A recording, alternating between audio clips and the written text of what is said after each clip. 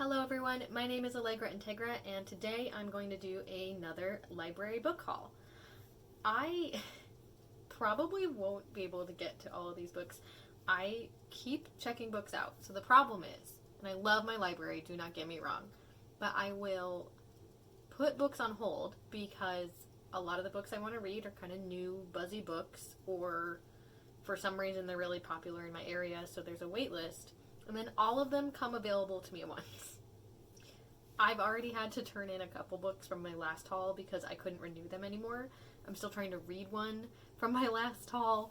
So there's a huge possibility that I won't get to these until later in the year, but I clearly want to read all of these books, so I'm still excited to talk about them, and I'm glad that I have them in my possession. Just like before, if you notice while I'm holding books up that there's a little pink slip on them, that's because I cover up the library code just for my own privacy. So if the cover looks funny, that's why. Let's just jump right in then. So the first book in this haul that I have is Horid, which is by Katrina Leno. I hope that's how you say her name. And this actually, so this is a YA horror. I am not the biggest fan of YA. I do read it. I don't have a problem with it as a genre. It's not even really its own genre. But anyway, but I thought I'd give this one a try. That cover is gorgeous and creepy, and the premise is definitely up my alley. If you watched my last library haul, you'll know that I got The Twisted Ones by T. Kingfisher out, and this book, while it's not exactly the same vibe, it has some similar vibes. The basic plot of this book is that Jane and her mother have moved from California to Maine to the house where Jane's mother grew up. And Jane is having a hard time adjusting. She's being bullied by the resident bad seed, according to the synopsis. She's just struggling to fit in her new school, and her mother's mental health also seems to be spiraling. And while all of this is happening, Jane finds a locked room that she always thought was a storage room, but it turns out that it's actually her mother's old room, or looks like a little girl's room, and it hasn't been touched in years, but something or someone is living in it. Which seems appropriately creepy because it's YA. Hopefully it'll be a quick read because I have a lot of books, not only from the library, but books that I'm buddy reading and books that I own that I want to get through. But hopefully it'll be good. It has some conversations about mental health, which is one of my favorite approaches in books if it's done well. So hopefully it will be. Next in this library haul is Ring Shout by P. Jelly Clark. This is another horror book. This is dark fantasy, and it is an adult book. So kind of, it's also very short. So it's more like a novella than a full novel. Basic premise of this is the movie The Birth of a Nation. According to this timeline, it was actually kind of like a spell. The director was actually a wizard who used the movie The Birth of a Nation to kind of pull out some of the darkest parts of America's psyche, I guess. It would be a good way to put it. It follows a character, Maurice Boudreaux, who is kind of counteracting some of that evil magic that came from The Birth of the Nation. She actually has been fighting Ku Kluxes, who are they're members of the Klan, but they're kind of like dragons, like actual scary demon dragons. And she's going to use her powers not only to fight the demons from hell that the KKK is pulling up, but also her own inner demons. I have been wanting to read this since I heard about it last year. I think I heard about it in September, and I put it on the waiting list at my library, and I've been waiting since then. I guess it wasn't actually officially published until January of 2021, which is why I haven't been able to get it until now. But since it's a short book and it's a horror novel, it's an adult horror novel, and I do have to get it back to my library, I will definitely be reading this, probably in the next day or two. The next book in my library haul is The Lamb Will Slaughter the Lion by Margaret Killjoy. This is an urban fantasy horror, so I'm seeing a theme in this haul from the library. Someone actually described it as urban decay fantasy, which sounds so cool. It follows a queer punk rock traveler, named Danielle, and after her friend dies very suddenly from what she was told was a suicide, but she's not sure that's actually what happened. She finds herself traveling to a small town in Iowa called Freedom. However, Freedom, there's something wonky going on because the residents of this small town have asked a spirit to come to protect them and be kind of their criminal justice system, essentially, and it's not going super well. So definitely having a theme in my books this month that I got from the library. I'm also super excited about this because it is a queer story and it's explicitly described that way, and it's set in Iowa. It's set in the Midwest.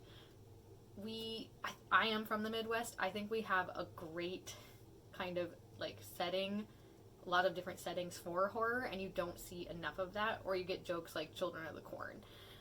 So it'll be interesting to see how this author plays on a lot of the fears that come from living in a small town and incorporating that in a fantasy horror way. The next book that I got from my library is The Midnight Library by Matt Haig. This is a super buzzy fantasy story that I see everywhere.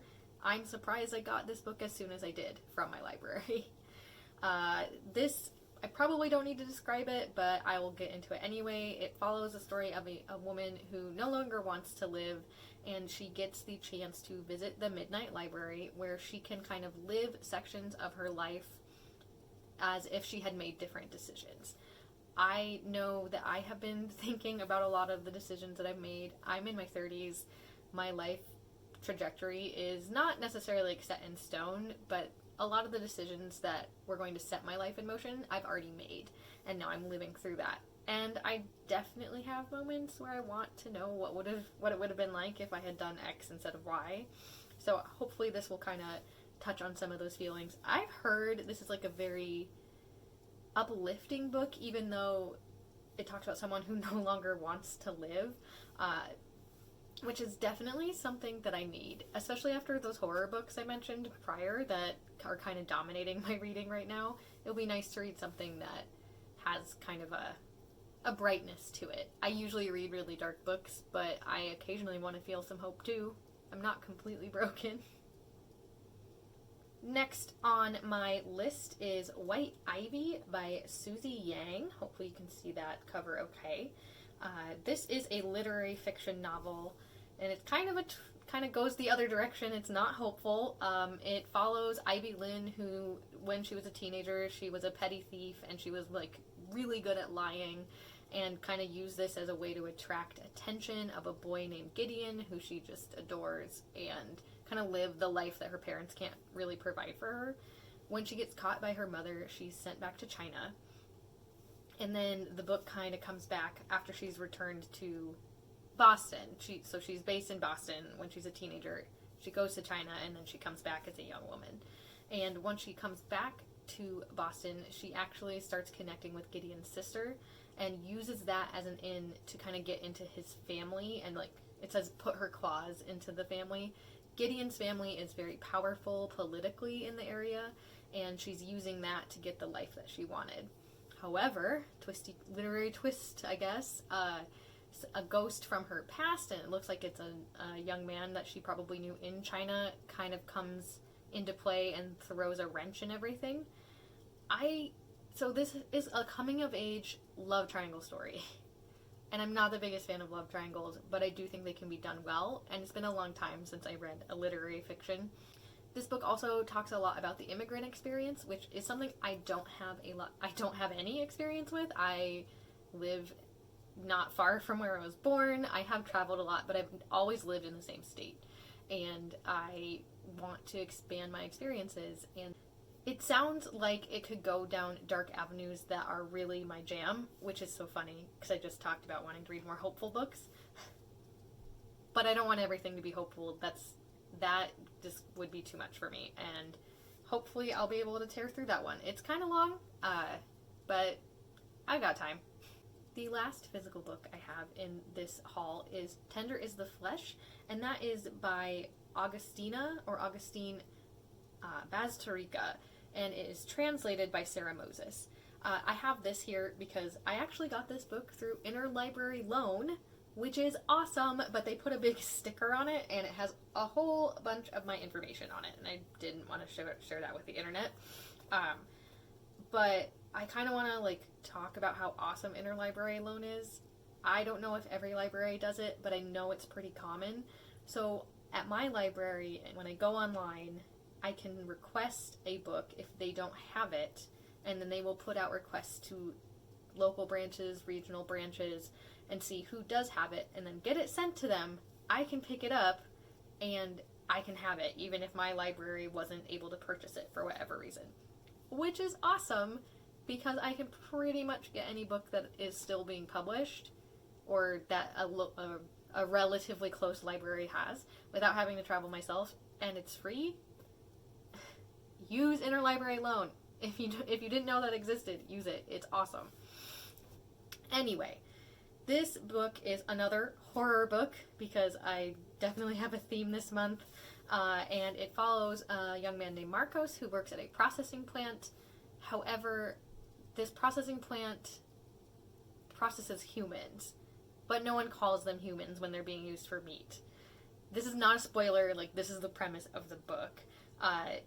Marcos, the world that Marcos lives in, human meat is used now because animal meat became poisonous to humans. There was a virus, so there's some fun horror for right now, but there was a virus that made animal meat poisonous for people to eat. And Marcos tries not to think about what he's doing, and you don't call the people who are being harvested for meat people or humans. And he's got a lot of other stuff on his plate, like a father who's dealing with dementia and just some family stuff in general. But then one day he gets a live subject to process, and he starts recognizing the subject as a person, which is punishable by death in this society, and then consequences occur because of this. I think this is going to be super gross and body horror versus the other horror, which is a little bit less body horror. I love body horror. I hate watching it. I hate watching gore, but I can read about it all day. I don't know. I am definitely going a horror route this February instead of a love route. I don't know what that says about me, but I'm super excited about it. Alright, and then finally I have 2 more books, yes, more books, from the library on my e-reader, and that is The Stone Sky by N.K. Jemisin. This is the 3rd in her Broken Earth trilogy. It's the conclusion. I adored the first 2 books. This is kind of wrapping up the story of Essun and her daughter and the people that she has encountered, that they have both encountered through their time surviving the 5th season. So what the seasons are that I'm talking about is Essun lives on a world that is racked by natural disasters every 100 or so years, and the society kind of works around that. Like, you don't live on islands, you don't live on the coast, because those cities get just demolished by these earthquakes that come every now and then. But without spoiling what has happened in the other 2 books, they are approaching it like the last season. Like, what has happened should be leading to the actual end of the world. And Essun is an Origine, which is someone who can actually kind of stop tremors and start tremors, kind of manipulate the earth. And it's just kind of coming to a conclusion. I adore this style of writing. I enjoy Jemisin's world building, and I can't talk about this very much without spoiling the other 2 books. But it's been a long time since I've been excited for the conclusion of something, and I cannot wait to just dive into this and probably read it in 2 days. And last but not least, I also have Piranesi by Susanna Clarke, which is a fantasy novella. I think it's pretty short as well. And this is basically Piranesi. It's a very atmospheric book. It's about Piranesi's life in his house that he's always lived in that is a bunch of puzzles. Like, there's an ocean in this house. It's a labyrinth that he's trying to get through and trying to understand, even though he's always lived there, or at least he thinks he's always lived there. This is super atmospheric, which is really hit and miss for me. It's very much like a mood read, so I don't know if I will actually get to this. Since it's short and it would be a nice break from all of the horror that I'm reading, I do think that I'll get to this before I have to turn it back in. If I don't, then I'll just check it out again, because libraries are awesome. I actually have one more book, and I forgot about this one. I don't know why, because I actually already read part of it and then I had to take it back, so getting it back again is... Anyway, I'm excited about it, like I am excited about all these books. And that book is Entangled Life by Merlin Sheldrake. This is a nonfiction book about fungi, however you say it, mushrooms and mosses and algae, like the things that aren't animals or plants. I used to work in a research lab that focused on fungi that lived in soybeans, actually, and I did genetic sequencing on them. I think they're fascinating, even though I don't know the best way to pronounce it. It depends on your accent. I actually read about half of this book early January and had to return it because I was reading several other books that kind of took precedent. And then someone else wanted it, so I had to wait for it to come back. I think it's kind of dry in some ways. It is written a bit textbooky, but as someone who has that biology background, I think it's super cool. It's going a lot broader than what I focused on, and it just kind of touches on how important molds and fungi, mushrooms, all of that stuff is, and how it's actually shaped pretty much our entire history as human beings. That is my library haul for February. I just hope that this encourages you to go to your own library and explore what's there. I plan on getting to most, if not all of these, before I have to return them. Some of them I can renew, so you will probably see these kind of scattered in my wrap-ups in the next few months. And yeah, I love my library, and I appreciate that I saved a ton of money on books that I have a time limit on to read. I will see you all next time. Bye.